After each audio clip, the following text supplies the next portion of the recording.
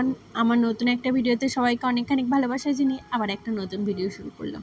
আজকের ভিডিওটা শুরু করেছিলাম জেঠিমাদের বাড়ির থেকে, আর কালকে না ফার্স্ট টাইম জীবনে এসিতে ঘুমালাম।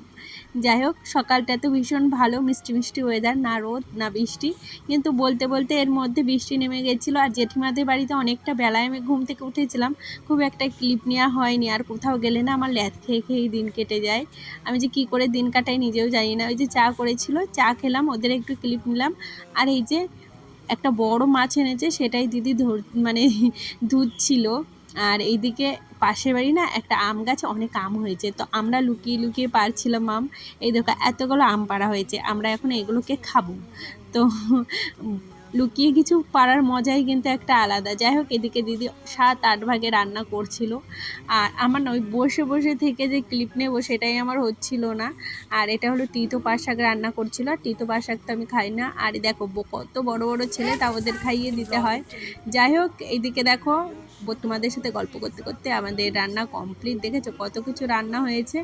দাঁড়াও, এই দেখো মাছের ঝোল, তিতো শাক, কচুরলতি, আরও অনেক কিছু। যাই হোক, আমরা উঠোনে বসে আজকে খেয়েছিলাম। যাবার সময় এই শাড়িটা দিদি দেখাচ্ছিল, হ্যাঁ তবে আমার নয় শাড়িটা হলো ওই দিদির মেয়ের। তো শাড়িটা ভীষণ সুন্দর, বাইরে থেকে কিনে এনেছে। কত যেন দাম পড়েছে, 3000 না 3500, বাট শাড়িটা কিন্তু ভীষণ সুন্দর, আমার তো ভীষণ পছন্দ হয়েছে। দেখো কি সুন্দর শাড়িটা, কেমন লাগছে অবশ্যই কিন্তু কমেন্ট করে জানাবে।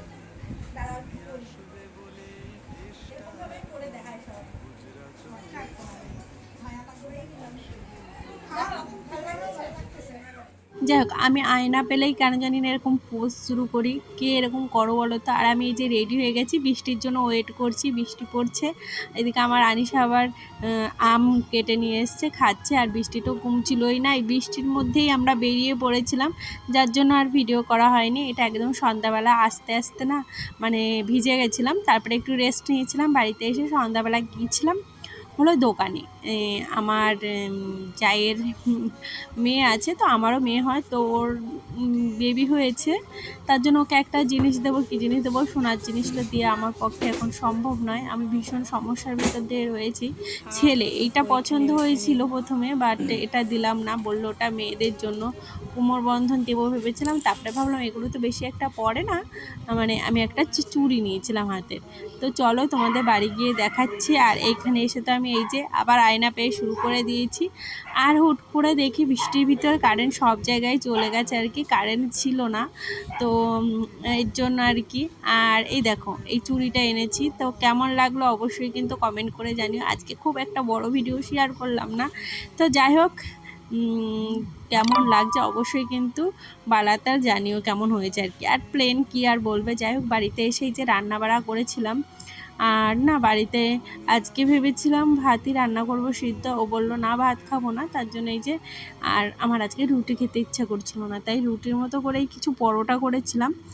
আর কি বলতো, আমাদের বাড়িতে প্রতিদিনই রুটি হয়, কিন্তু কি বলতো মাঝে মধ্যে না ইচ্ছা করে না রুটি খেতে, ওর আবার রুটি না হলে হয় না। আর এই যে সাদা আলুর কালো জিরে দিয়ে তরকারি করেছিলাম। যাই হোক, আজকের ভিডিওটা এখানেই শেষ করলাম। ভিডিওটা কেমন লাগলো অবশ্যই কমেন্ট করে